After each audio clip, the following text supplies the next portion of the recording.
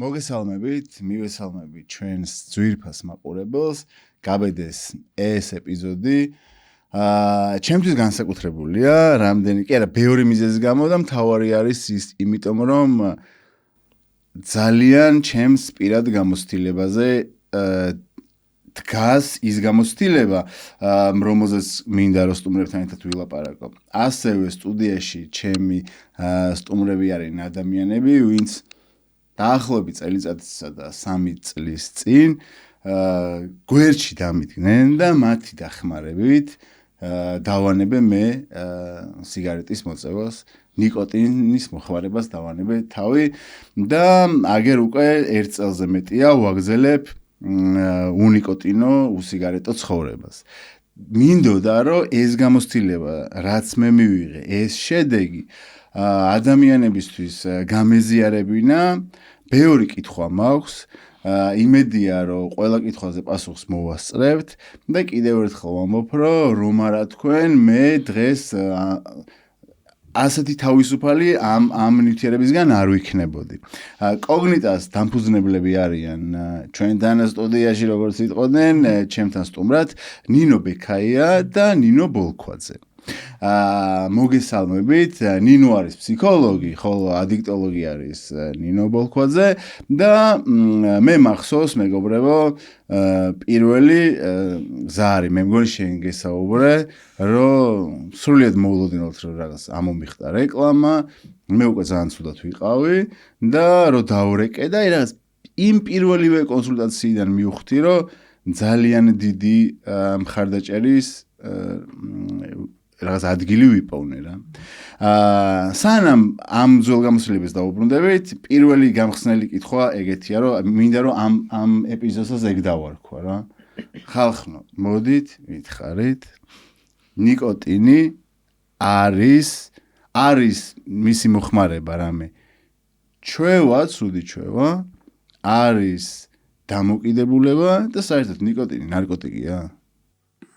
კი, ნარკოტიკია. და მასზე დამოკიდებულება ძალიან ბევრშრიანია. ჩვევითი ნაწილიც არის. აი, ეს არის რა, როდესაც ერთ და იგივეს აკეთებ დღეში, ბევრჯერ და წლების განმავლობაში, ეს ჩვევაში გადადის. და ეჩვევი იმას, რომ აი ეხლა ამას გავაკეთებ, მე მოვწევ. ეხლა იმას ვიზავ, მე მოვწევ. ჯერ მოვწევ და მე გავაკეთებ. ჯერ მოვწევ და მე გავალგარეთ. ჩვევითი ნაწილი ადრე ჩვევის რაღაცა თეორიაც არსებობდა, მაგრამ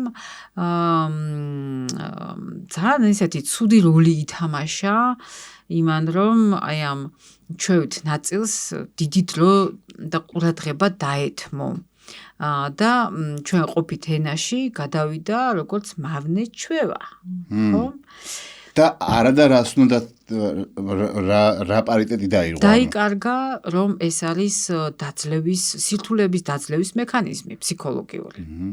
რომ ფსიქოლოგიური დამოკიდებულება დაძლევის მექანიზმის მიღმაც, ანუ ბევრ, ასე ვთქვათ, ჩვენ ცხოვრების ბევრ სფეროს მოიცავს.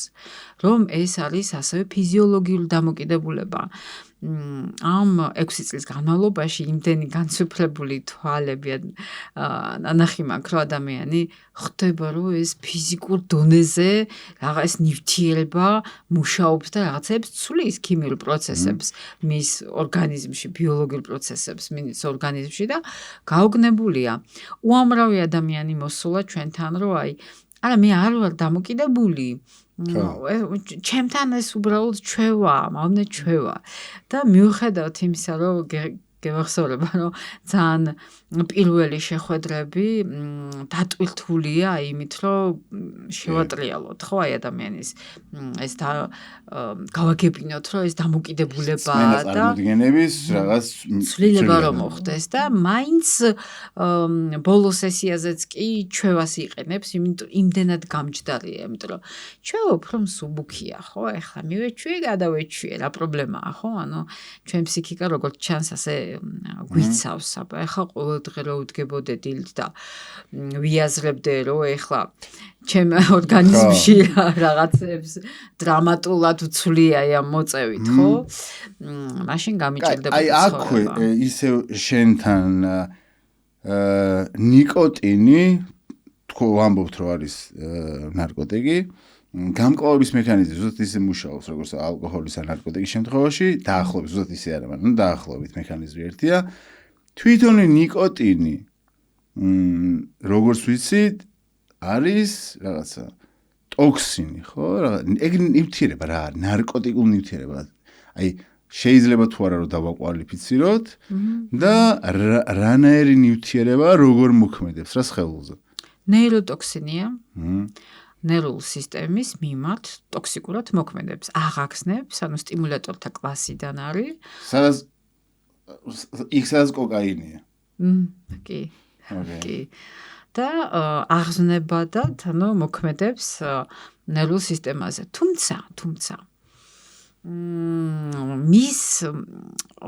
დამამშვიდებელ ეფექტებზეც მომხმარებლები საუბრობენ ანუ რაღაც მომენტში შეიძლება მიუხედავად იმისა რომ სტიმულატორია შეიძლება დამამშვიდებელი ეფექტიც იგრძნოს ადამიანმა ყველაფერზე ძალიან ბევრ რამეზე არის დამოკიდებული ეს ხო აი როდის იქნება სტიმულატორი და როდის ну შეიძლება მეცნიერება ეხლა დამეთანხმოს მაგრამ აი ამ ასე ვთქვათ მეცნიერთა ნაწილის და მომხმარებლების გამოცდილება ხო მიდის იქითკენ რომ ეს არ გვეჩვენება რომ ხანდახან პროგრამის მონაწილე გეტყვის ვიცი რაო აი რომ მინდა მოვიხო და მოვწევ მაგრამ რომ მინდა დავმშვიდდე მაშინაც ვეწევი და რას ნიშნავს ეს მაგრამ რა თქმა უნდა არ არის ესე პროგნოზირებადი რა ანუ და რთული გასარჩევია შენ ახლა დაგამშვიდა ამ ნეიროტოქსინმა თუ ფილტვების მუშაობა იმდენად არის დარღვეული რომ ჰიპოქსიისკენ წახვედი და ჟანგბადი არის ნაკლები და აქედან გამომდინარე მოდუნდი თუ ეს არის ხო აი აქ გარჩევა ჭირს და პრინციპში არც დიდად საინტერესოც არ არის ხო იმიტომ რომ თუ ჩვენ დამშვიდება გვინდა ამის უამრავი ტექნიკა არსებობს უამრავი სხვა თქვათ არა ესეთი მავნებელი პრეპარატები არსებობს საიდან შემოვიდა ის რომ სიგარეტი ამშვიდებს გვამშვიდებს რა ფესვები აქვს ამას სიგარეტი ზოგადად ბევრ რაღაცას დაუკავშირდა. აი, სიგარეტი, როდესაც აი მოვედი სახლში, დასვენება მინდა, ჩემთვის ვარ რაღაცა განმარტოებული მშვიდად და დრო მაქვს ახლა, აი მოვწიო, რაღაცნაირად ჩავიკეტო ჩემთვის და გაწყვილდა აი ამ რაღაცა კონკრეტულ სიტუაციასთან ძალიან კარგად ისევე როგორც სხვა სიტუაციებთან. მაგალითად სოციალიზაციის დროს, ჭამის მერე, დალევის მერე მუშაობის დროს, დასვენების დროს და ასე ანუ კარგ რაღაცებთან დაკავშირდა რა, მოკლედ. კარგი. მაშინ აქ მე ხლა, რადგან ესოდნა ეხლა მაგ ამ პერსპექტივიდან მახსენდება, რომ ეს შესაძლებელია იყოს კავშირში იმ ხელოვნურად შექმნილ რაღაც მარკეტინგულ ხატებასთან, რომელიც ოდესღაც შეგვიქმნეს, რომ მაგალითად სექსის მერე სიგარეტი არის გაორმაგებული სიამოვნება თუ გინდა ბოლომდე გემოჩაატანო სადღაც რომ ძალიან cool ტიპი რაღაცა შვება ფილმში მე უნდა ამოიღოს სიგარეტი და მოწიოს რაღაცა არ ვიცი რომელიმე სიგარეტის ბრენდის რეკლამა როგორი მასკულინური არის ამ დროს მამაკაცი ხო სომბრეროში თუ არ ვიცი რაღაცა ცხენზე შემჯდარი და ქალი რო ლამაზი აი ეს მწეველის იდენტობა რეალობასთან კავშირშია თუ ხელოვნურად შექმნილი იდენტობა არის, რომელმაც გაზარდა გაყიდვები. კი, რაც თქვი, ნაწილობრივ მართალი, ხა, იმიტომ არ ვიწყებთ მარტო მოწევა სხადია, რომ რაღაცა ხატი მაქვს, რაღაც სახე ხატი მაქვს რაღაცების კინოფილმებში ნანახი და დავუშვათ ოჯახის წევრი მომწონდა როგორ ეწეოდა და რაღაცნაირად მეც ამიტომ დავიწყე, ესე არ ხდება, მაგრამ რა თქმა უნდა, ამას აქვს დიდი გავლენა ჩვენზე და ნინო უფრო კარგად ახსნის თვითონ სიამოვნების მექანიზმს, იმიტომ რომ შემოიტანე ხო კითხვაში და საინტერესოა ეგ ბევრ მწევალს საინტერესებს ხოლმე, მაგრამ აი ეს ფაქტორები რაც ჩამოთვალე, ხო, ხატების კი მნიშვნელოვანი არის და თან იმდენად აი ამ ჩემი იდენტობის ნაწილი ხდება მოწევა, რომ აი ეს თუ აღარ მექნება, მე შეიძლება ჩემი თავი დავკარგო, ეგეთ შეგრძნებაც არის ხოლმე წაველებში. მე მახსოვს, როცა დავალებებს წერდი ამ კოგნიტას პროგრამას რო გავდიოდი.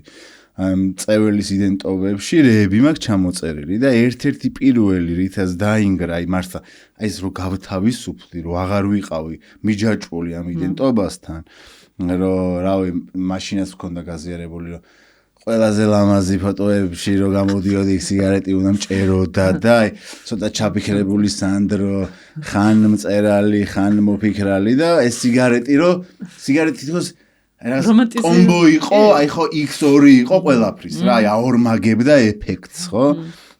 და კიდე ერთი ის იყო მახსოვს ეგ მაგალითს მოვიყვანე, რომ მინდა თქო, რომ აი სიგარეტს თავის დავანებებ რა მოხდებაო რა, ეს რაღაც მომავლის დანახვის ამბავში და სპექტაკლის და ფილმის ყურების დროს თქო დარბაზში აღარ ვიფიქრებ, რომ გავიდე შესვენებას და უნდა მოვწიო, თქო და რამდენ დროს კარგავდი იმაზე რა ქვია ლურსმნებზე ვიჯექი რომ ერთი სული მქონდა რომ ერთი მოქმედება დასრულებული იყო რომ გავსულიყავი და პირველად რომ ვუყურე სპექტაკლს თავიდან ბოლომდე თეატრში ფილმს სადაც ვიჯექი და არც არ მეჩქარებოდა ხო და აი ეს თავისუფლება უნიკოტინობისგან ისეთი კონტრასტული იყო და ისეთი სასიამოვნო მართლა რომ აი რაღაც სიმსუბუქის და გაფრთიანების შეგრძნება დამყებოდა ბევრი თვეების განმავლობაში.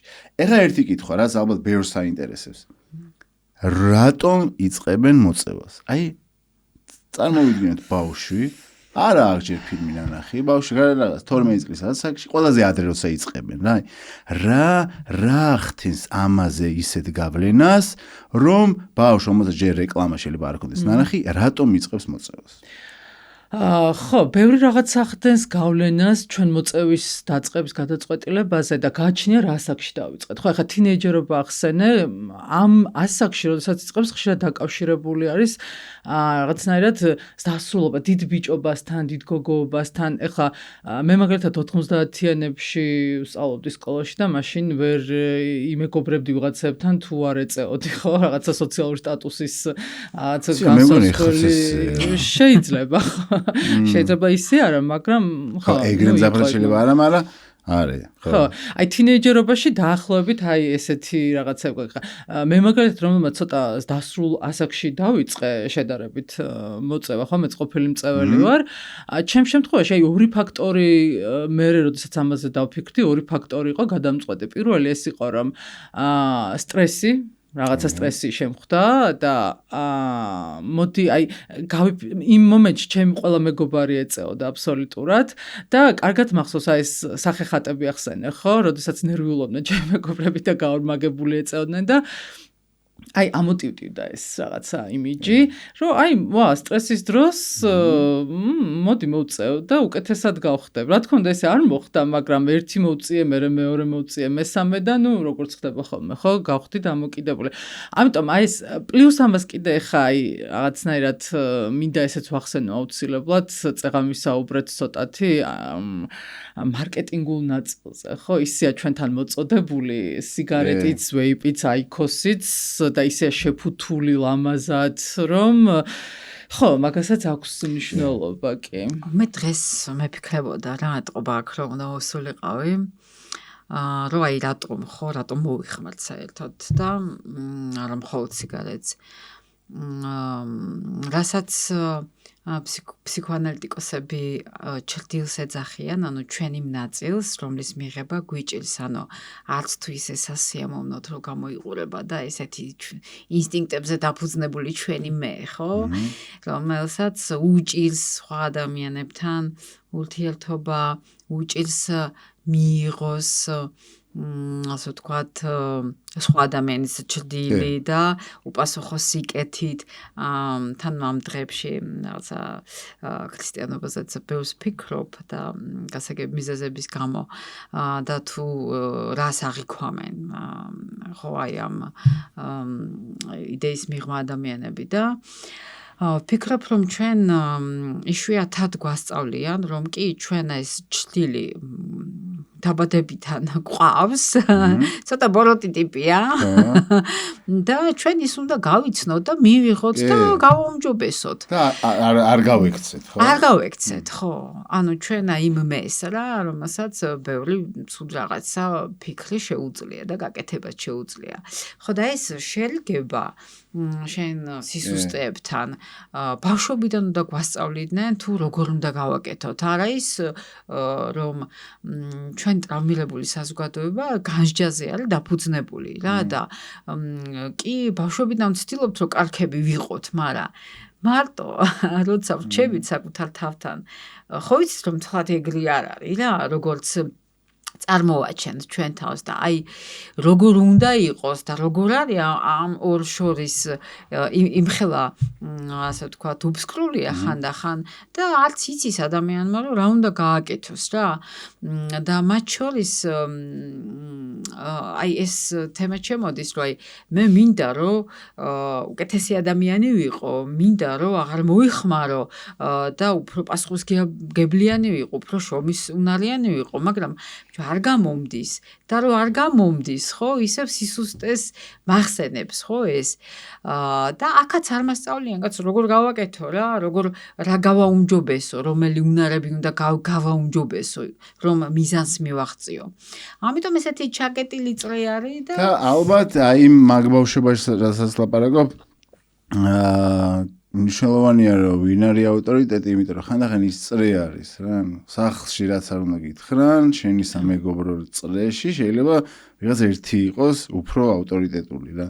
და მეორე რასაც არ გვასწავლიან და ეს გაქცევის მექანიზმი ძალიან კარგად იწყებს მუშაობას და აქტიურდება, არის რომ ჩვენ რავი არ გვითხრეს რომ ცუდად ყოფნაც მოსულა რა. აი რომ ჩვენ სულ კარგად უნდა ვიყოთ და ის რომ ცუდად ყოფნა სინამდვილეში არაუშავს რა, ოკეია, ეგ არავი. მაგრამ ნახე დავასრულებ ის რომ როდესაც სტიმულატორის კლასის ნარკოტიკს მოიხმარ მე უკეთესად ვარ ის რომ სიამოვნების და ბედნიერების ჰორმონები გადის სისხლში, ხო? მე ამ ჩემ ჭრდილთან მაგუებს რა, იმიტომ რომ იმ მომენტში მგონია რომ არაუშავს, არც ისეთი ცუდი ტიპი ვარ, გაცილებით უკეთესი, უფრო გამბედავი, უფრო ბედნიერი, ლაღი, იმიტომ რომ ცოტა მიძინებულია, ხვდები, ანუ აი ეხა ამ ჩვენს დისკუსიას რომ ვიღაც ადამიანი ისმენს, რომელსაც არ შეხება არ ქონია ნარკოტიკთან, ალკოჰოლთან, არანაირი სუბსტანციიდან, მხოლოდ ეწევა და მისთვის შეიძლება რთული აღსაქმელი იყოს, ეხლა სიგარეტი ამხელა სიღრმესთან რატომ ასოცირდება, ხო? ანუ რა ჭრდილზე ვლაპარაკოთ და მოდი აი მომიყევით, რატომ არის სიგარეტის მოხმარება ეგეთივე სიმძიმის, როგორც ვთქვათ, შეიძლება სხვა სუბსტანცია იყოს. სიმძიმეებზე შეგვიძლია ვილაპარაკოთ რამოდენიმე მიმართულებით, ხო? რატო არის ნიკოტინის მოხმარება მაგალითად ჩვენ ჯანმრთელობისთვის აზიანო? შეიძლება ამაზე ვისაუბროთ.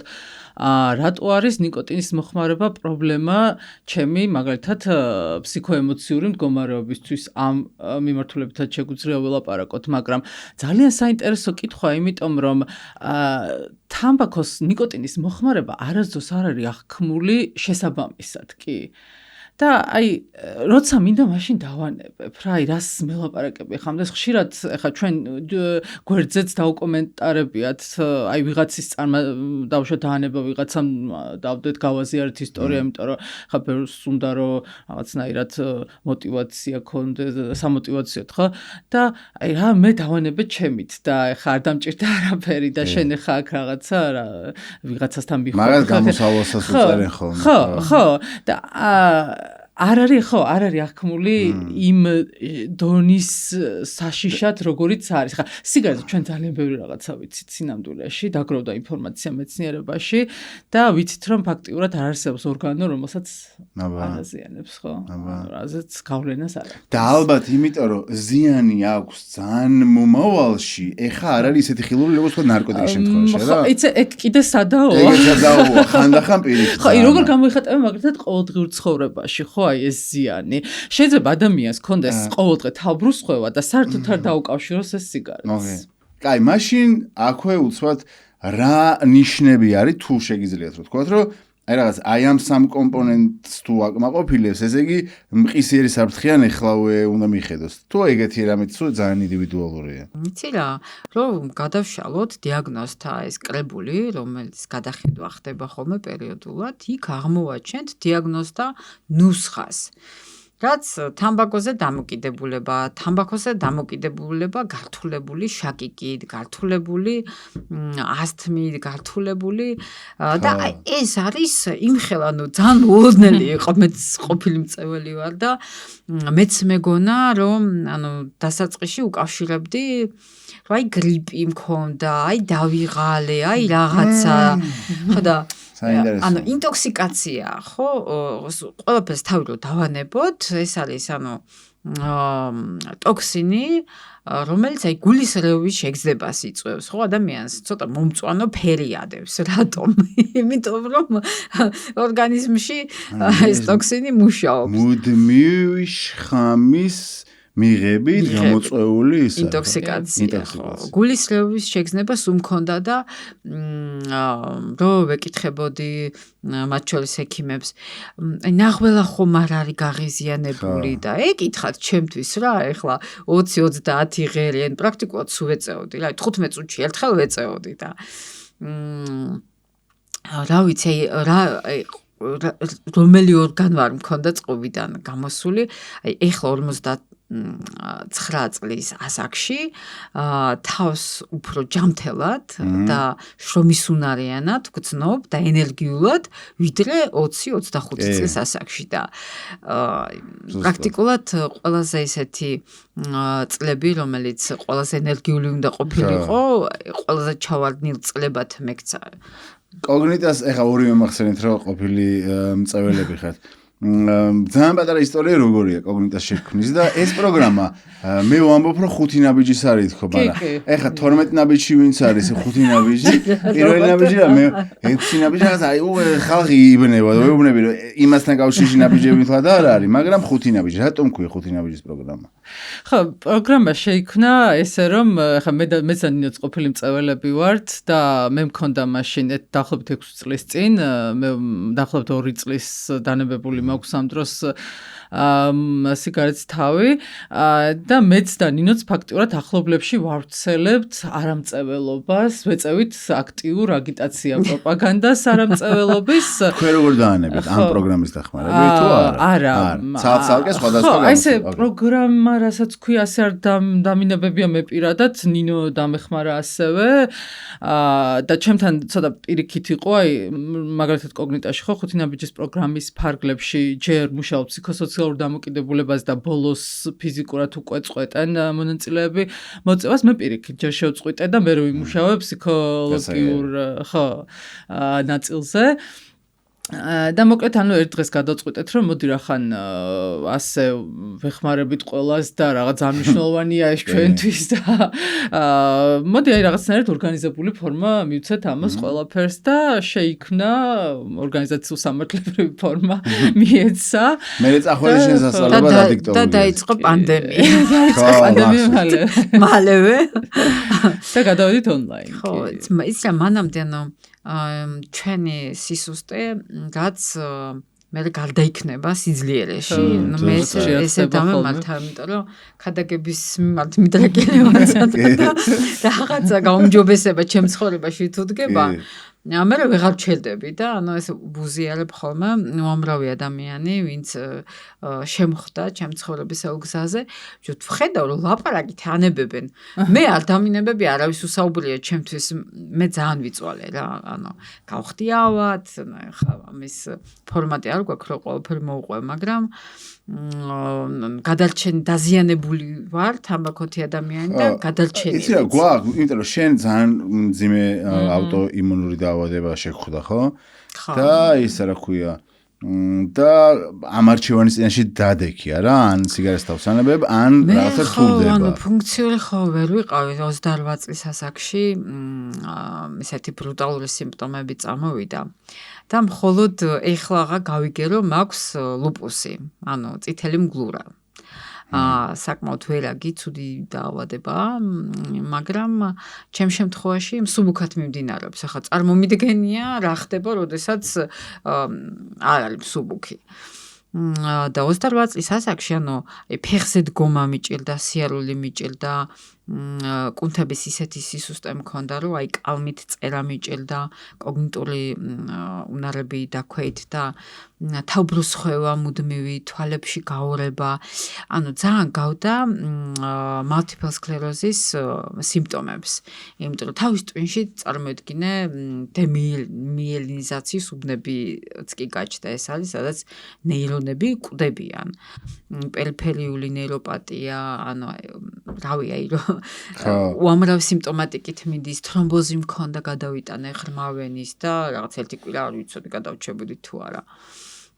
და 30 წლის ასაკში შევწყვიტე მოწევა, მე გცნობდი რომ მკლავდა. ყოველი ღერი რომ მართმევდა სიცოცხლეს, აი ამას ზუსტად განვცდიდი და მიუხედავთ იმისა, რომ ექიმები აი ესე გადაჭრით არ მეუბნებოდნენ და ზოგი მეუბნებოდა, ეხლა რო გითხრა დაანებე, მაინც არ დაანებებ. რაღაცა ჩემი ინტუიცია მეუბნებოდა, რომ ნინო აი ეს კლავს შენ და უნდა შეწყვიტო. ხო, მეც ბარემ აქვე ვიტყვი, რომ მეც ეგ შეგრძნება მქონდა. ანუ მე მქონდა შეგრძნება, რომ მე ყოველი ღერის მოწევა მიქონდა ჩემი სიცოცხლის რაღაც წუთები და მე აუცილებლად მოვკვდებოდი. აი, ჩემი ბოლო ეგ იყო. აუ, ხო და ეხლა წამოვიღე სპეციალურად ჩემი ფორმასი, შეგიძლია მომაწოდო? ანუ ჩემი მოწევის შეწყვეტის გარე мотиваცია იყო მამა ჩემის ფაქტორი რა. და მაგაზეს ვიტყვი, მაგრამ მანამდე ესე იგი რაღაცა 2 წელიწადი ნახევრის თუ 2 მაქსიმუმ 2 წლის წინანდელი ის არის, რა ქვია. მე დამემართა ასთმა. ანუ მე ვიხჩობოდი რა, ვეღარ სუნთქავდი, ბოლოს რაღაც დამინიშეს, უნდა შემესუნთქა. მეწყებოდა ისეთი ხუელა რაღაც ჭამის მერე იმის მერე, რომ ვიხჩობოდი რა და სხვადასხვა ექიმების რაღაც ნაწილი მეც ეგრე მეუბნებოდა რა, მწეველია, ოკეი, მწეველი. აი, რამდენიმე მითხრა, რომ აი ეს მწეველობა და ეს არის აი კატასტროფულად შეუთავსებელი. იმიტომ რომ რა ვიცი, ალბათ ეს ექიმებისთვის მწეველები არიან, ეხლა და რაღაც ამ იმიდან ვერ ლაპარაკობენ, მაგრამ ერთ წამს ეს წავიკითხოთ. რეები მქონდა. დასკვნა ჯანმრთელობის გონების შესახებ, დიაგნოზი რაღაც. 4 დიაგნოზი წერია. პირველი არის შერეული ჰიპერლიპიდემია, გასტროეზოფაგური რეფლუქსი, მესამე ალერგიული რინიტი დაუზუსტებელი და ბოლო ასთმა დაუზუსტებელი. ანამნეზი იყო, რომ პაციენტი 29 წლის, გადატანილი ოპერაცია რაღაც ნიჟარების ცხვირის, აქვს შეტევითი ხასიათის ხველა ჭამის შემდეგ, თამბაქოს მომხმარების შემდეგ. აქვს შეშუპება, აქვს არტერიული წნევის ციფრების მატება, აქვს სუნთქვის გაძნელება, ჰაერის უკმარისობა, მაღალი არტერიული წნევის ციფრები აღენიშნება და იშემიური კრიზით მოთავსდა სტაციონარშიო რამდენიმე თვით ადრე ჰოლტერის მონიტორინგით. ანუ რა ვიცი. და ამას დამატებული მე იმის რა ქვია, კატე ფილტვის სადაც ბევრი რაღაცები არის, ემფიზემატოზური ცვლილებები, პლევრის ღრუში რაღაცა დასკვნა ქრონიკული ობსტრუქციული დაავადების კატეს სურათი. ან ეხა ეს ფილტვების ობსტრუქციული დაავადება გაგონილი მქონდა მანამდეც. ოღონდ მამაჩემისგან. ეს პოდკასტი არის ემსახურება, ანუ რაღაც აი რა მინდა რომ განათლებას ემსახურებოდეს რა. მამაჩემა სხვათა შორის სტუდენტობის რამდენიმე წელი სამედიცინოზე ჩააბარა და გაიარა და მახსოვს მეუბნებოდა როგორ ქონდა გაკვეთისას ნანახი მწეველის ფილტვი. თვითონ იყო ეგეთი მწეველი ადამიანი იშვიათად შემხვედრია. მაგრამ მის გამოცდილებაში ახალგაზრდობაში ნანახი ქონდა და ესეო როგორი წებოვანი იყო და რა გამოდიოდა ხელს რომ დაადებდი და ესო ნანახი გაქვს ხო? და თვითონ ეს ყველაფერი ნანახი ქონდა, მაგრამ მაინც ამ კოლობს ეწეოდა. მე ვეწეოდი 55 ღერს. ჩიში არ მუშაობს. აი ეს რო ნახოთ, ეს არის მამაჩემის ბოლო სურათი, სადაც ორი ფილტვიდან ერთი საერთოდ აღარ არის. აი ამის მერე ალბათ ერთი კვირის თავზე გარდაიცვალა. ეს არის ბოლო სურათი. ანუ მწებელობამ და ნიკოტინმა მთელი ფილტვი შეჭამა. საერთოდ სურათზე გამქრალია, ჭრდილიც კი აღარ არის. მოკლედ ეს ნანახი მაქვს, ესენი მჭირს, ასთმა დამემართა და მე მივხვდი რომ ანუ ეხა თუ ამას არ შევწყვეტ, მე მოვკვდები. და ეს ის პერიოდია, როცა მე მანამდე 2 წლის ადრე უკვე ალკოჰოლს აღარ ვსვამ. წელიწადი და რაღაც დრო არის გასული, ნებისმიერი სუბსტანცია და ხო აზროვნების შემცველი ნივთიერებაზე უარი მაქვს ნათქვამი და ეს დამრჩა. პოსტ რეაბილიტაციის პერიოდის ადამიანებში სხვადასხვა მოწევა ასე თუ ისევ ნორმალიზებულია. ანუ იმხელა რაღაცას თავი დავანებე და ეს ოკეია რა. და ეს აღმოჩნდა ჩემთვის სინამდვილეში ყველაზე დიდი მომაკვდინებელი რა. და დღეს რადგან წავიკითხე, მინდა რომ ასევე ხმამაღლა თქვა რომ აი აბსოლუტურად ყველა სიმპტომი გამქრალია. ანუ აი უკარგესად გრძნობ თავს და ეს სიმპტომები, წნევები, ყველაფერი წავიდა. ანუ სიგარეტმა თან სიგარეტის შეწყვეტამ გაიყოლა მთელი ეს დიაგნოზების ჩამონათვალი რა. ანუ ესე მუშაობს დანებება სიგარეტის თავის. ვიღაცეები ადამიანები, რომელსაც ხა ამას უყურებენ, იგივე ჩვენი ოჯახის წევრები, მეგობრები, რომლებმაც ეს იციან, როგორც მამაჩემა იცოდა, იმიტომ რომ მწეველის გარდაცვლილის ფილტვი ქონდა ნანახი, მაგრამ მაინც ეწეოდა. რა ხდება ადამიანთა გონებაში ეგეთი, რომ აი ამის აღიარება და მე ამისკენ ამის გადადგმა ასეთი რთულია. შიში, პირველი და ის რომ მე ვერ შევძლებ. წეღა მახსენე იდენტობის ნაწილი რა, იმდენად ამ სიგარეტის გარშე მე ვერ წარმომიდგენია ჩემი თავი და ვერც ერთ სიტუაციაში რომ ძალიან მეშინია და ეს შიში არის ნორმალური, ლეგიტიმური და შფოთვა და ერთ-ერთი მიზანი და მისია, რასაც აი კოგნიტა ცდილობს რომ გააკეთოს არის ის რომ რაღაცნაირად მივიტანოთ წეველებამდე ის რომ შესაძლებელია იმედი მივცეთ, იმედიც და დავანახოთ კიდევაც რომ ცოცხალი ადამიანების მაგალითზე რომ შესაძლებელია მოწევა შეწყვიტო და იყო ბედნიერიც კმაყოფილიც ხანდახან როცა მჭირდება სიამოვნებასაც ვიღებ ვისვენებ კიდევაც და ასე შემდეგ, იმიტომ რომ არის რაღაცა მომენტი დამოკიდებული ადამიანისთვის, რომლის მერე მან შეიძლება ვეღარ დაანებოს თავი და მამას ისტორია აღწერე, ხო? აი ეს ის მომენტია ზუსტად, იმიტომ რომ ზოგს გვინახავს ადამიანი, რომელიც აი სიკვდილის პირას არის და ოჯახის წევრები იხვეწებიან, რომ აი დაეხმარეთ რაღაცნაირად და მოდი ასე მოდის. ვერ წყვეტს. და იქ არ არსებობს ადამიანი, ვინც მას დაეხმარება.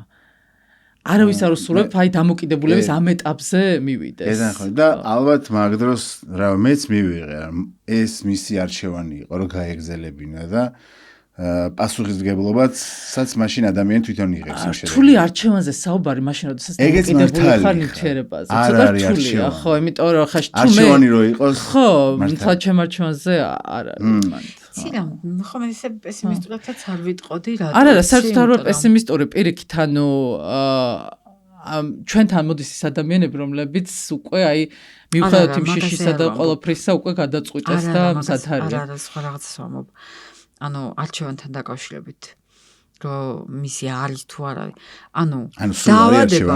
ხო, ქვეცნობიერად დაავადება, ხო, ნებისმიერ დაავადებას აქვს თავისი მიზანი. ანუ მე ჩემი დაავადებით ვაღწევ ჩემ მიზნებს. ხო, ესეც დაავადებაა რა, ეს უნდა გავითავისოთ, რომ ეს არის ცენტრალური ნერვული სისტემის დაავადება, დისფუნქცია. თავის ტვინი სხვანაირად მუშაობს. და ამ დაავადებას მე ვინ არჩუნებ? იმიტომ რომ და აი აქ შეიძლება სია იყოს რა, რატომ? ოღონდაც ამ ადამიანს არ აქვს გაცნობიერებული ეს, ხო? რეალობასთან არ ვარ შეგუებული იმ რეალობასთან, ანუ ჩემი რეალობა ცოტა სხვანაირია, სხვანაირად ვხედავ, ვიდრე არის. და არ ვარ მზად, რომ რეალობას თვალებში ჩავხედო. ხო? ანუ ნებისმიერი და ეს არის ფსიქიკური აშლილობის სიაში ნახავთ ამ დიაგნოზს, ხო? და ნებისმიერი ფსიქიკური აშლილობა და ნებისმიერ დაავადებას, მაგრამ განსაკუთრებით, ხო? ნებისმიერი ფსიქიკური აშლილობას, აი უამრავი მიზნები და მიზეზები აქვს. აი ხარ რო ახსენე ტვინიო. აი შეგიძლია რომ აღწერო მაყურებლისთვის ერთი ღერის მოწევის დროს რა ხდება ტვინში? აი ეს აღწერა, ამ აღწერას შევყავართ შეცდომაში და თან ვიტყვი რატომ. მიდი, ოკეი. იმიტომ რომ დავგუგლო ChatGPT-ს რომ ვკითხოთ, ის იტყვის რომ დოფამინის გადმოსროლა ხდება და ნებისმიერი მწეველი, აუ კი. მაშინ უკვე ლინკავს რომ რაღაცა კარგი ხდება. მაგრამ მანამდე, ხო, მანამდეც უნდა ვთქვათ რა ხდება, რომ როცა ვეწევით კი ხდება ეს გადმოსროლა ერთხელ, ორჯერ, სამჯერ, 100ჯერ, 1000ჯერ. ხო და მე ორგანიზმში ის ნივთიერება, ხო, დოფამინის გადმოსროლა ხდება, ანუ ნაკლები. იმიტომ რომ არ არის ადაპტირებული ჩვენი ნერვული სისტემა მოხმარებაზე. და როდესაც ხშირად ხდება რაღაც ნივთიერების გამოყოფა, იქ რეცეპტორები როგორც კარი იხურება და თავის ტვინი იღებს სიგნალს, რომ აქ რაღაცა ვერ გაიხარჯა. ნაკლები გამოიმუშავე, არ გჭირდება ამდენი, ხო? დარჩა, გაუხარჯავი დარჩა, საწავი, ხო? ნაკლები წამოიღე. ამიტომ მწეველთან არის პრობლემა, რომ მის ორგანიზმში დოფამინის ნაკლებობა და სხვა ბედნიერების გამომწვევ, ასე ვთქვათ, ჰორმონების ნაკლებობა. ამიტომ ნახე ერთის მხრივ მას ჭირდება, რომ აი ეს უსიამოვნო შეგრძნება ნიკოტინური შიმშილის სახით მოიხსნას, იმიტომ რომ მისი ნერვული სისტემა საწვავად იყენებს ნიკოტინს, ერთ-ერთი კიდევ ძალიან მნიშვნელოვანი ჰორმონის აცეტილქოლინის მაგივრად. ცოტა რთული ასახსნელიათ ფრაზაში, მაგრამ აი წარმოიდგინეთ, რომ ნერვულ სისტემას ჭირდება ჰორმონი და ისიც ზუსტად იგივე მექანიზმის გამო ნაკლები აქვს. და სულ ომკის მოხსნის პროცესშია ყოველი მოწევით ცდილობს, რომ უკეთესად იგრძნოს თავი. და პლუს ნაკლები აქვს ეს დოფამინი. და როგორც კი მოწევს, ცოტა უკეთესად გრძნობს თავს, იმიტომ რომ რაღაცა დოფამინი მაინც მოდის და ეს რაღაცა დოფამინი ძალიან მნიშვნელოვანი ხდება და წლების განმავლობაში ადამიანი იჯერებს, რომ მას უჭირს კარგად ყოფნა, არ შეუძლია, აი სხვა შეუძლია და მას არ შეუძლია. და ეს არის აი დაავადებასთან შეგუება და გონია, რომ ეს მისი ორგანიზმი ესეთია და როცა შეწყვეტს მოწევას და რეაბილიტირდება, პირველი ლომკა არ აქვს. არაფერი არ აქვს, აი ეს დასამშვიდებელი და ხო რატომ უკავშირდება კიდე ერთი, იმიტომ რომ ანუ დისფუნქციურია მისი ნერვული სისტემა და არ შეუძლია მშვიდად ყოფნა. რატომ? იმიტომ რომ ხელს უშლის ნიკოტინით და მუდმივად ჭირდება ეს დოზა, რომ ცოტა სტაბილურად იგრძნოს თავი და მეორე ხო, ეს არის კრიტიკულად მნიშვნელოვანი ხდება მისთვის ის მცირე დოფამინი, რომელიც უშუალოდ მოწევის შემდგომ გამომუშავდება. აი ის კითხვები რომელიც შემოწერილი მაქვს ცოტა პლიზ კითხვებში რომ გადავიდეთ და თქვენ ამოიჩეთ ხოლმე ვინ უპასუხებს, კარგი? Okay. იმიტომ რომ რაღაც პატარა კვლევასავით ჩავატარე, ამ მწეველ მეგობრებს ჩამოურეკებ, კითხე რომ ყველაზე მნიშვნელოვანი კითხვები და შევუკრიბე. ტოპებს წავიკითხავ. ხო, ანუ კარგი, პირველი თქვათ ყველაზე რთული პერიოდიო დანებების შემდეგო პირველი დღეებია თუ მომდევნო კვირები? ყველაზე რთული ითვლება რომ პირველი დღეები არის. თუმცა ყველაზე რთულად შეიძლება ჩავთვალოთ უფრო ფიზიოლოგიური ნაწილი ბევრი შემთხვევაში, როდესაც ეს აღკვეთის სინდრომი ყველაზე მკვეთრად გამოხატული ამ პერიოდში არის. მაგალითად ეს შეიძლება იყოს სისუსტე, გაღიზიანება, ბრაზი, ზოგისთვის ხველა, ძალიან იშვიათ შემთხვევაში სიცხე და ასე შემდეგ. ბევრი სიმპტომი ახლა ყველას არ ჩამოვთვლი, მაგრამ აი პირველი 5 დღის განმავლობაში შეიძლება რაღაცა დისკომფორტები მქონდეს ფიზიოლოგიურად, ემოციურად. აქვე უნდა ვთქვა, რომ მე არაფერი მსგავსი არ აი, ხო, ეგ უნდა მაკეთ მივდიოდი, რომ ეს მხოლოდ ზოგ შემთხვევაში და არა ყოველთვის. თან მე ეგეთ მწეველს, საერთოდ არ დამიხველები. ხო, აი თუ იყენებს ადამიანი მაგალითად ჩანაცვლებით თერაპიას პარალელურად, იმისთვის ძალიან მინიმალურ დონეზე შეიძლება იყოს გამოხატული მე ვსვამდი აბებს, ხო. ხო, გააჩნია კიდევ ერთხელ რომ შეიძლება საერთოდ არანაირი ჩანაცვლებით თერაპიას არ ვიყენებდი და მაინც მინიმალური სიმპტომები მქონდა. ინდივიდუალურია, ჩვენ ამას წინასწარ ვერ გავამჭვრეთ, ვის რა სიმპტომი ექნება. მაგრამ აი ითვლება რომ პირველი 3 კვირა არის ყველაზე მეტნაკლებად ესეთი მერყევი პერიოდი, როდესაც მეტად მინდება მოწევა, რაღაცა იქ ემოციური, ჩვევითი ნაწილი, ქცევითი ნაწილი, სანამ გადავიწყებოთ ცოტა ტვინს, ხო, იჩენს თავს ხოლმე პირველ პერიოდში, მაგრამ ყოფილი მწეველისთვის შეიძლება მოხდეს ესეთი რაღაცა, რომ აი გავიდეს მაგალითად 3 თვე და უცებ, აი ისე დავთრიგერდე, რომ ძალიან მოულოდნელად და აი უცებ გამკრას, რომ აი ხარ მომეწია ეხლა. და მთელი სიძლიერე ჩემი აი როცა სხვა ადამიანს ველაპარაკები, რომლებმაც ზოგი მეუბნება, რომ აი მე დავანებე და აღარ ვეწევდი, მაგრამ მე ისევ დავიწყე. და მე ვხვდები, რომ აი ეს ისევ დავიწყე, იმდენად საშიშია, რომ მთელი მუღამი ის არის, რომ ვისწავლოთ, როგორ ისევ არ დავიწყო. თორე ტრიგერი ამ გზაზე სულ იქნება. ჩემი ტვინი შეიძლება მე დამოკიდებული ადამიანი ვარ, უცბად ჩემგან დამოუკიდებლად გაცოცხლდეს რაღაც. მათ შორის აი ეს მახსოვს ძალიან კარგად რომ მითხარი, რომ არ იყო იმ ადგილებში, სადაც ეწევიან, რომ მეორად მწეველობა, რასაც ქვია, რომ არ შეისუნთქო, რომ მე შეიძლება არ ვეწევოდი, მაგრამ ტვინმა ეს ნიკოტინი გააცოცხლოს. ხალხი დღემდე რომ დავდივარ ქუჩაში ხო მივიდიო და ჩემს წინ თუ ვინმე ეწევა და ამ ბოლოს გამოუშვებს ნაპარას და არტყოს რას ქვია მაგას. ეს ვიწევი რომ იმის ეს ამოსუნთქული არ მომხვდეს. მე და ქუჩაში დავდივარ აი ეს ვიცდენ სხვის მწეველობას. მე ვიყავი ადამიანი ასე უნდა ითქვას რომ თითქმის ყველა რეკომენდაცია დავიცავი და ეგეც მე გამოსავალში გატარებულმა რეაბილიტაციის პერიოდმა მომცა რომ ვიყავი უფრო მზად მიმეღოს ხვისი დახმარება და არ დამეჯერებინა მთლად ჩემი თავისთვის. ანუ მე ვიცი, ჩემმა სხეულმა ვიცი, ეხა ესე ვიზავ კი არა. აი რომ მოვედი, თქვი რომ აი კოგნიტო, ოკეი. 6 კვირა ხელები ავწიე, რასაც მეტყვით იმას გავაკეთებ და მზად ვიყავი, რომ შეიძლება არ ემუშავა და ვთქვი რომ ოკეია, თუ იმუშავებს ხო, კაი, თუ არა, ეგეც ოკეი. და მოლოდი ძალიან დიდი მოლოდინების გარეშე რა. მაგრამ ეს მე მქონდა ეს გამოცდილება. ალბათ ვიღაცეებისთვის, ვისაც ეს პირველი გამოცდილება ცოტა უფრო რთულია რა. რომ განსხვავდება, ძალიან განსხვავდება გამოცდილებები.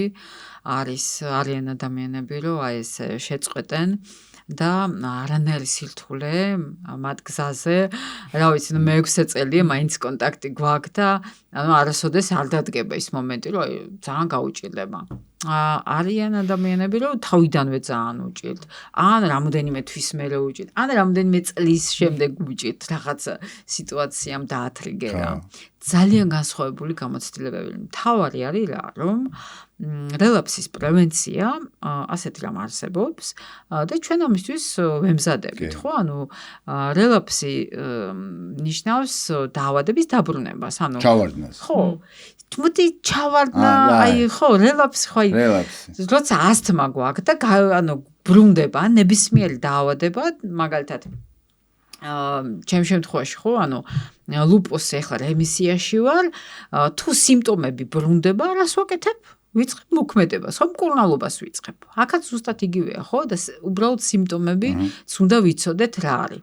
გახშირებული ფიქრი სიგარეტზე, რომ აი რაღაც სიტუაციებში მახსენდება და მიჩნდება ეს სურვილი და როგორ გამოიხატება, ხო, ეს სურვილი სხეულში შეიძლება ვერ შევამჩნიოთ, ვერ დავაფიქსიროთ, მაგრამ ფიქრების დონეზე აუ ეხლა ერთი ხელი გაასწორებ და მაგალითად შარშან აქციებზე თან რო გვასისხლიანებდნენ, ხო? ესეთ ერთ-ერთ აქციაზე ახალგაზრდები ეწეოდნენ ესე ჯგუფად. ხო, და რომ მივახლოვდი და აი უცებ წამოიღო.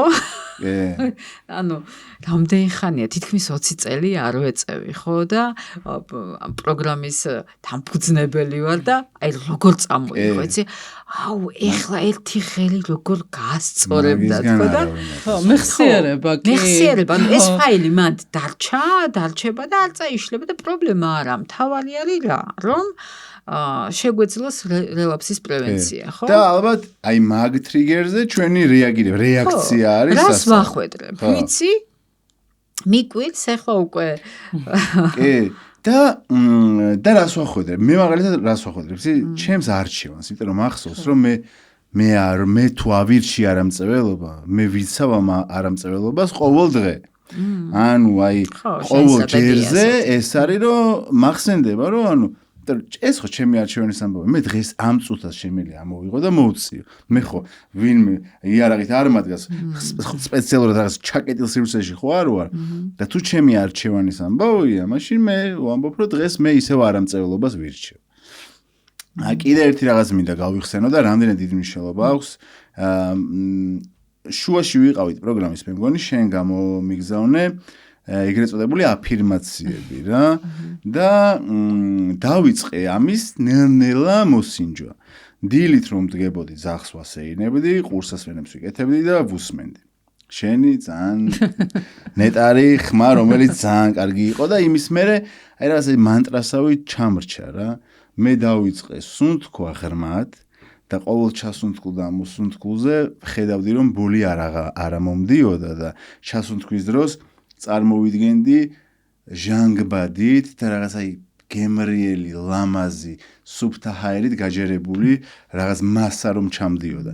და ამის ვიზუალიზაცია ძალიან დამეხმარა. იმიტომ რომ როცა მჭირდებოდა, წარმოვიდგენდი რომ ეხა ბოლის მაგივრად რაღაცა პეპლებით და ლამაზი იმით რა ქვია, 60-ის ჰაერს რომ ჩაისხნა, აი ეგრე.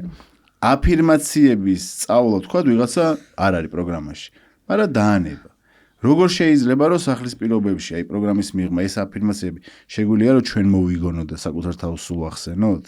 კი, აფირმაციები ახსენენ და ხო აი აქვს ეს საშუალება აფირმაციებს, რომ კი რაღაც წინადადებები მე თვითონ რაც მეკომფორტულება, რაც ჩემი მოტივაციას აამაღლებს, რაც მომშვიდებს არის თუ კიდე რა ვიცი სხვა კომფორტი მოაქვს, მე თვითონ შევადგინო, ასე ვთქვათ, ეს წინადადება და გავიმეორო რამოდენიმეჯერ. აფირმაციები სხვათა შორის ბევრისთვის არის კომფორტული, ზოგისთვის შეიძლება არ იყოს კომფორტული, იმიტომ რომ აი ზოგს უთქვამს, რომ აი რაღაცნაირად მე აფირმაციები კი არ მეხმარებოდა, მე აი სხვა რაღაცა მეხმარებოდა, ხო, მაგრამ ბევრისთვის იქნება ძალიან კომფორტული და აი მაგალითად მე ვარ დღეს არამწეველი და ძალიან კარგი. აი ძალიან მარტივი წინადადება შეიძლება, აი ეხა ეს რაღაც უცებ რაც მოვაფიქრდა, ხო? ჩემთვის აფირმაციები მაგალითად პირადად არ იყო გადამწყვეტი. ჩემთვის სხვა რაღაცები იყო მნიშვნელოვანი და ვიღაცისთვის ეს იქნება რაღაცა სუნთქვითი ვარჯიში, გონების ავარჯიშო, შეიძლება აფირმაციებიც და აი მოკლედ ბევრი რაღაცა რამოდენიმე ერთად და არ არსებობს რაღაცნაირად აი ესეთი გაწერილი თითქოს რეცეპტი, რომელსაც აი მე ვერიდები ხოლმე სხვათა შორის და როდესაც მაკითხოს მისვამენ, რაღაცნაირად ცოტა უხერხულობის განცდა მაქვს ხოლმე, რომ აი ეხლა რა უპასუხო, იმიტომ რომ მე მაინც აი ადამიანი ჩემთვის ინდივიდუალური, აი თავისი ბევრი რაღაცა ემოციებით, ფიქრებით, რომელსაც აი უნდა მივუდგე ინდივიდუალურად და ასე რაღაცნაირად ასე რაღაცა ესეთი ერთო ჩამოსხული ყალიბში მეთოდი არ არის. ძალიან არ მიყვარს ხოლმე აი ეს კითხვა სიმართლე რო გითხრათ, აი რაღაც უხერხულობას მქრის ხოლმე. არა და ეს აინტერესებს ხო ადამიანს რეალურად ეგ არის თავარი კითხვა. ზუსტად და აი თავარი მაინც აი გადაწყვეტილება რომ მივიღე, რომ აი დავანება და წეღან ახსენე სხვათა შორის შენ რომ აი ჩემი გადაწყვეტილება ამას არავინ მაძალებსო და აი ყოველდღე მახსოვს ეს გადაწყვეტილება და აი ეს ძალიან მნიშვნელოვანია და დიდი საყრდენია აი ამ პროცესში რა და აი ეს ეგრეთ წოდებული ტექნიკები რომელსაც ეძახიან რომ აი ქსუნ თქვა თუ აფირმაცია თუ ასე შემდეგ ხო ეს დამხმარე საშუალებებია ცხადია რომელიც ძალიან მეხმარება ამ პროცესში კოგნიტიური ტრანსფორმაციაც ძალიან ეხმარება იმიტომ რომ ხშირად გეტყვის მონაწილეა რაღაცა მესამე შეხვედრაზე რომ იცით რა იმდენი გავიგე, რომ აი ეხლა მივხვდი და აი უკვე აღარ მინდა და შეიძლება ეხლა შევწყვიტო და ვეუბნები არ ამოიცა და ხო, ანუ გაიგო რა. ხო და ეს ტრანსფორმაცია ძალიან მნიშვნელოვანია. იმიტომ რომ ნახე ის კი არა რომ მე ვილჩევ რაღაცას უკეთეს მოწევაზე უკეთეს, აი რომ არა მწეველობაზე უკეთესია. ანუ მწეველობაში არაფერი არ ყრია. ანუ იმ შეგნებამდე მიდიხარ, აი ამ ინფორმაციული მხარდაჭერით, რომ იქ კი ლომკას მოიხსნი, კი ცოტა დოფამინს, ცოტა და ატრიგერებ, მაგრამ სინამდვილეში ანუ ილუზორულია რა ის ბენეფიტი. და მე მაგალითად ეს მეხმარება, ანუ რომ ეხა პროგრამა არ გამივიდა სანამ წავიდოდი ადიქტოლოგიის კვლევებზე და 45 წლის ასაკში ვისწავლიდი და გავიგებდი, ხო? ანუ მანამდეც ხო შევინარჩუნე არ ამწეველობა და ჩემთვის ეს იყო რა, რომ იმის გააზრება, რომ ეხლა რომ ჩამივარდეს, აი ისევ ფსკერზე უნდა დავეშვა. იქ აღარ დავბრუნდებ. სადაც არაფერი არ მექნება რა, ისევ ტყუილში ვერ ვიცხოვრებ. მაშინ მოდი ვთქვათ თქვენი გამოცდილებით, აი რაც დაგიგროვდათ, ყველაზე ხშირად ჩავარდნის საფუძველი რა ხდება ხოლმე, როცა ვეღარ წონის აი ეს გადაწყვეტილება, ანუ რა არის ეგ? სად გვატყუებს ჩვენი გონება. ნაღმებს ვეწახი მე დამალული ასე ნაღმები და აი შეიძლება თუ არ იცი წინასწარ აი ეს ნაღმი დაახლოებით სადდებ შეიძლება ფეხი დაგებიჯოს და აფეთქდე. რამოდენიმე აი ყველაზე გავრცელებული ნაღმი ახლა რაც მახსენდება, პირველი ეს არის სტრესი, ძლიერი სტრესი მაგალითად დაემართ ადამიანს და იმდენად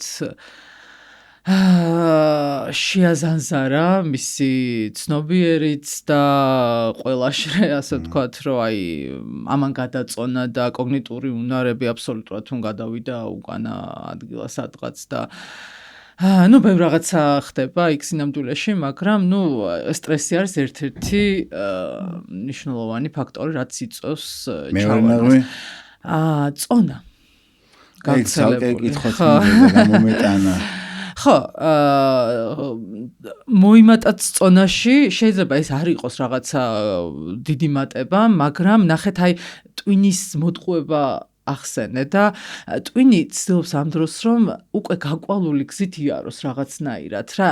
ეხლა მე თუ წონაში მოვიმატე, მე შემიძლია რაღაც ზომები მივიღო და ეს ზომები ოღონდ შეიძლება ცოტა კომფორტული არ არის ჩემთვის რა, უნდა შევამცირო და უშუალოდ რაღაცა საჭმლის მიღება, ან მივიდე სპეციალისტთან და რაღაცნაირად დავა მენეჯმენტო, ხო, მაგრამ ამის მაგივრად მე მანამდე ძალიან გაკვალული გზა მაქვს და ეს ჩემმა ტვინმა აი ახსოვს კარგად რა, ვეწეოდი და არს აი რაღაცა მახსოვს რომ არს ვხდებოდი, ან გახდომისთვის ვიყენებ, ну მე მგონია რომ ვიყენებდი, ხო, ესეც შეიძლება იყოს და ჩემი ტვინი უფრო იოლ გზას ირჩევს, იმიტომ რომ ეხლა შეიძლება არ მქონდეს არც დრო, არც რესურსი, რომ აი მივიდე სპეციალისტთან, რაღაცა ავირჩიო ეს გზა, შევზღუდო იქ საკვები, ფსიქოლოგიურად დავამუშავო. და დებ რომ აი რაღაც დროის მერე ვიზავ და ეხლა დავიწყებ.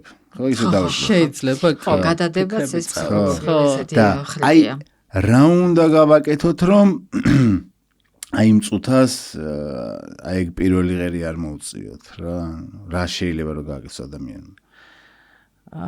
მან ყველაზე აი რაც მუშაობს ახლა და ბევრი ჩვენი მონაწილისგანაც გამიგია, რომ აი მაგალითად ვინც გადაურჩა, ხო, აი ამ ნაღმებს არაფეთქდა და დარჩა იწები არამწა. მაგალითად აი ოჯახის წევრი გარდაიცვალა, ხო, აი ყველაზე ბრუტალურ რაღაცებს ვიტყვი, ან ავად გაუხდა ძალიან, ან რაღაცა ისეთ სტრესი გადაიტანა, ან გამოიმატა იშვიათ შემთხვევაში 10 კილო, რაც აერთიანებს ამ ადამიანებს ჩემი გადმოსახედით და გამოცდილებით არის ის, რომ მათთვის მნიშვნელობა დაკარგა სიგარეტმა. ეს ვერ მიშველეს. ხო, აზრი არა, მაგრამ რა აზრია? აი, მოდი, ხო, აი, ესეთი სტრესი მაქვს ახლა, ასეთ დღეში ვარ, კი მოვწე, მაგრამ აი, ნახეთ, წარმოიდგინე რა დონეზე ესე იგი დაკარგული, გამოცვლილი აქვს მნიშვნელობა მთლიანად აი ამ დამოკიდებულების ობიექტზოდეს კაც ხო, რომ აი, ასეთი რაღაცა ხდება ჩემ ცხოვრებაში და აღარ ვეწევი. ხო, აი თითქოს აი რაღაცნაირად არც საღიგონება შეიძლება შემჩა მომენტში და ბევრი რაღაცა არეუდარეული მაქვს, მაგრამ მაინც ხო, აი ეს არის რაც ძალიან გავს ეგ, ნარკოტიკის და ალკოჰოლის შემთხვევაშიც ეგ აი საკუთარ თავზე როცა გაქვს ნამუშევარი, ხო? მუდმივად გიწევს ხოლმე გამოჯამთრების პირველ ეტაპზე. ესე იგი წარსული მაგალითების ისე დამუშავება, რომ მოდელირებას აკეთებ მომავალში, რა, იმიტომ რომ წარსულშიც ვიღაც მოვიკვდა, ავარიაშიც მოყევი, ოპერაცია გაიკეთა, აი ყველაფერს ამუშავებ, წინ რო მე ახალი ხდება და ამ სასწორის წინაშე დგები, რა, რომ ეხა ამ ერთი მოხმარებით მე 1 საათიან რაღაცა გაყუჩებას და კარგავ უდიდეს რაღაცას და რაღაცა ლოცვაც არის, რომ ღმერთს როცა ვთხოვთ, რომ არ დაგვაყვარ მოგცეს ეს გამბედაობა, რომ აი ეს სხვაობები დავინახოთ ხოლმე რა. ეხლა ეგრე ვარ სხვათა შორის, ანუ არ არსებობს ჩანაცვლების არაფერი, არც დივაისი, არც დასაღეჭი, არც რაღაცა მოსაწევი, რომელზეც შემიძლია თქვა, რომ აი ოკეი, ვერ შვები. მე გამოცდილებაში მაქვს თან უალკოჰოლუდის დალევა 0%-იანი დაულიე და ალკოჰოლის მესამე დღეს ღვინო დაულიე. შესაბამისად, დამოკიდებული ადამიანის ტვინის მექანიკა აბსოლუტურად განსხვავებულია რა. მე რო დაულიე ეს პირველი ყლუპი რომ მოვსვი, ჩემმა ტვინმა ჩათვალა რომ ალკოჰოლი მივიღეს. იმას საერთოდ არ აინტერესებდა. მე 0%-იანი დაულიე, 7%-იანი თუ 4%-იანი ალაოთი იყო ის ლუდი. დავთვერი გიჟივით. იმავე იმითი ლუდით. შესაბამისად, ვიცი რომ ნებისმიერ რაღაცა რასაც ავიღებ და შევისუნთქავ ბოლოს, ჩემში ეს მწავლობა შეიძლება გაცოცხლდეს და აქვე მაშინ კითხვა. Rog შეიძლება აი ის ერთი ღერი რომელზეც სუმიდის ლაპარაკი რომ აი ის ერთი არ უნდა მოწიო მართლა ეგეთი საშიშია და ეგრეც ოცხლდება ამ ერთი ღერით კი მართლა ეგეთი საშიშია და ეს იცის ყველამ ვისაც დაუნებებია და ჩავარდნია მცდელობა ყველა აი ეს ერთი ღერია აი ერთი ნაპასი ის ქართულად ნაპას რა ქვია ნაპასს ვეძახეთ რა ის ნაპასი ესე იწერე აი რა ხდება იმ ერთი მოწვევის დროს მე ვისაუბრებ პრო ფსიქოემოციურ ხო ვიტყვი პრო ამ მიმართულებით რომ უცებ ცოცხლდება ყველა მოგონება აი ძალიან მარტივად ძალიან მარტივია აი ტვინი ეგრევე აღადგენს ყველაფერს რაც ხდებოდა და მიუხედავად იმისა რომ აი პირველი ღერი ნაპასი არ მომწონს საერთოდ აი ახლი თავი პირველად რომ ვიწყებდით იმას გავს და არ გსიამოვნებს მაგრამ აი იმდენად აი ეს მეხსიერება რანაირია რომ აი ეგრევე ცოცხლდება ყველაფერი და აი შემდეგი ღერიც მოყვება მეორე მესამე მეოთხე და მე მიდის და მიდის ხო და აი ბიოლოგიურად ხო ეს რეცეპტორები მართლა გაცოცხლდებიან ხო ანუ როგორც ამ ჩემ მაგისტრატურაზე ანუ ერთ-ერთი ძალიან გამოცდილი ლექტორი და ექიმი, ნარკოლოგი გვეუბნებოდა ყოველ ლექციის წინ, აბა ბავშვებო, 40 წლის ბავშვები ვიყავით. რა არის ადიქცია და ჩვენ უნდა გვეპასუხა, რომ თავის ტვინის შუა მდებარე ნაწილის ქრონიკული მორეციდივე დაავადება. ესე იგი, ყველა ლექციას ამით იწყებდა. რატომ? იმიტომ რომ ჩვენამდეც კი არ მოდიოდა რა, რომ ეს არის ნარკოლოგია ასე თვლის, რომ თავის ტვინი არ მუშაობს რა, ისე როგორც უნდა მუშაობდეს და ეს უნდა მივიღოთ, რომ ადამიანი არის სუსტი არსება და თუ ვიღაცას ალერგია ჭირს, ვიღაცას გულის დაავადება, მან კი რავი, უამრავი დაავადება არსებობს. ხო, ხარ ვეკითხებით ადამიანს, რომ რატო გაქვს შაკიკი, რატო გაქვს ასთმა, ხო აი რა გჭირს, რატო გინდება სიგარეტი? იმიტომ რომ მაქვს ეს მორეციდივე ქრონიკული დაავადება. ჩემი თავის ტვინი მუშაობს სხვანაირად და იმის მე რაც 20 წელი და 15 წელი ვეწეოდი, კიდე უფრო სხვანაირად, კიდე უფრო დისფუნქციური გახდა. აი ეს გამოჭრათ და დაატრიალოთ რა, ნინო მე ძალიან ხშირად მეც მინდა რომ დავატრიალო ხოლმე ყოველთვის ყველგან, იმიტომ რომ აი იმენად ხო ეს არის ფიზიოლოგიური დაავადება. მისატანი ადამიანებთან აი ეს არის რა ჩემი აზრით, რომ ეს არის მდგომარეობა და არა აი რატო ვერანებებ რა რა მოც შეწყვიტე კაცო და აბულინგებენ ხო რაღაცა ის რაღაც ხო ძალიან გავს მაგას ჩვენს ვამბობთ რომ ეს ქრონიკული დაავადება თუ მდგომარეობა არის მაგიტომ ვამბობთ ხოლმე რომ აი გამწვავების ფაზაში მოხმარების არჩევანის თავისუფლება აღარ მაქვს. ანუ მე თუ არ მოვიხმარე მოვკვდები. აი რაღაც ეგ არ არის არჩევანი, ხო? ან სიკვდილიან მოხმარება რა. ანუ და ეს თავისუფლება მართლა წართმეული გვაქვს. რაღაც ეტაპზე შეიძლება გქონდეს, მაგრამ არის აი რაღაც ბოლოსკენ როცა ამის ეს არჩევანი აღარ გვაქვს. და ჩვენ გამოსავალში ვამბობთ ხოლმე რომ პირველი საიდანაც იწყება გამონჯამთლება არის ის რომ ჩვენ აღარ ვეცადოთ რომ ვიყოთ მარტოები ამ პრობლემასთან. ანუ როგორც კი მე ვამბობ რომ მე მარტოს ეს არ შემიძლია, ძალიან დიდ ნაბიჯს დგამ გამონჯამთლების. ხო. სიგარეტის შემთხვევაში ასეა, მარტოებს შეგვიძლია თუ არ შეგვიძლია დანებება? უძლია. ხო, ანუ მე მაგალითად ვერ შევძლიერ. ხო, ზოგ შეუძლია, ზოგ ეს ჯგუფი მხარდაჭერის ჭირდებოდა. ხო არ აიოლებს უფრო მეტად. კი. ადამიანი კი სუსტია, მაგრამ ძალიან ბევრი რაღაცის გაკეთება შეუძლია, ძალიან დიდი პოტენციალი აქვს. და ზოგ შემთხვევაში მას დახმარება ჭირდება. ნებისმიერი დაავადება ცარიელ ადგილას არ ჩდება. ჩდება ადამიანთან, რომლის ირგვლივ არის მისი ოჯახი. ამ ოჯახის ირგვლივ კიდევ უფრო ჯგუფი ადამიანთა წრე და კიდე საზოგადოება და სახელმწიფო და ასე შემდეგ, ხო? ანუ და ეს დაავადება ყველას მიერ არის შექმნილი რა და ამიტომაც ხშირად ჭირდება დახმარება ადამიანის იმისთვის, რომ დაძლიოს ეს დაავადება.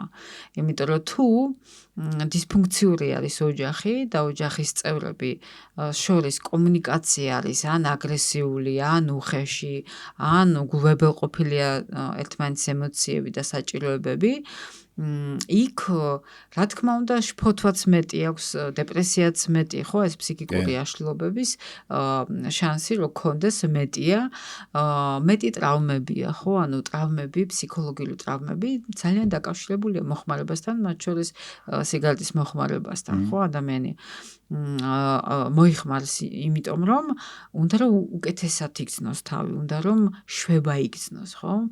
ანუ ეს ძალიან ბუნებრივი და ნორმალური საჭიროებებია. ბოლოსკენ წავიდეთ.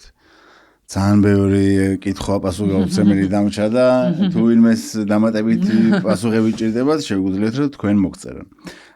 მახსოვს შენ თქვი რომ რაღაცა ამ ქადაგების მოუდი მერთვებაო რა, როცა კარგი რაღაც ხდება, მე რა უნდა ვქნათ?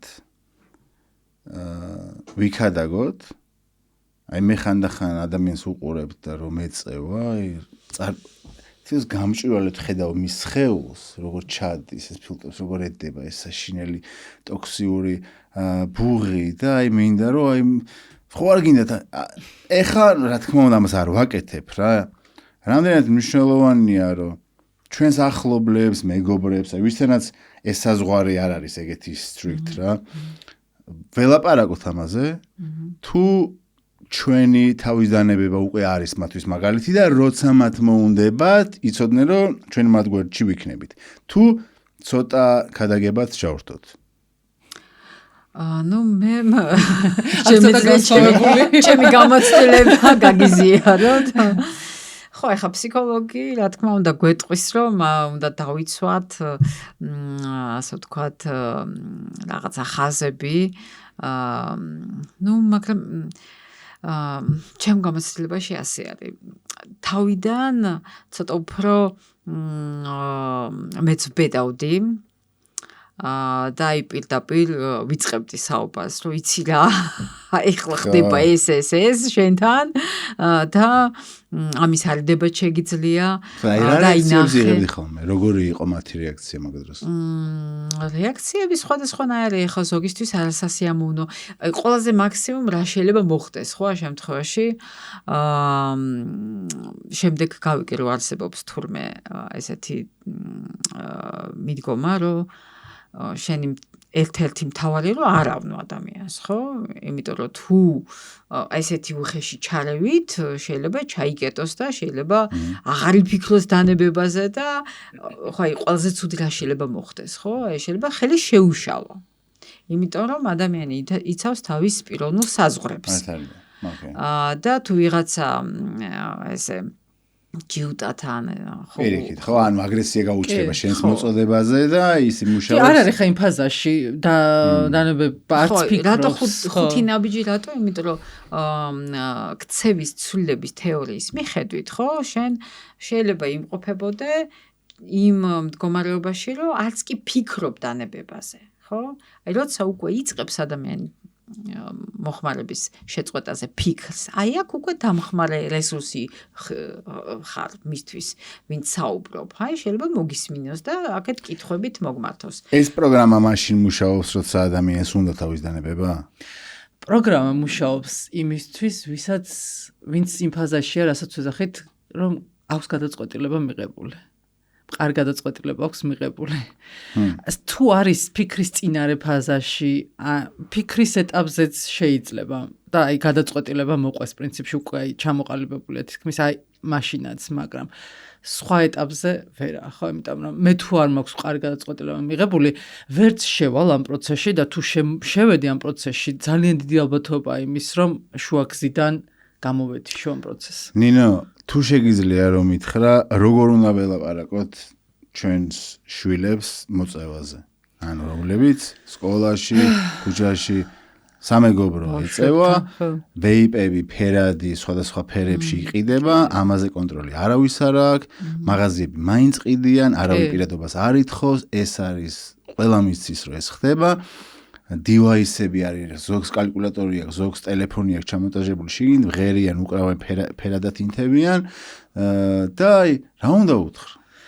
და იმ ოჯახებმა რა უთხრან, ვისი მშობლების თვითონ ეწევიან და თქვათ, მე რა უთხრა?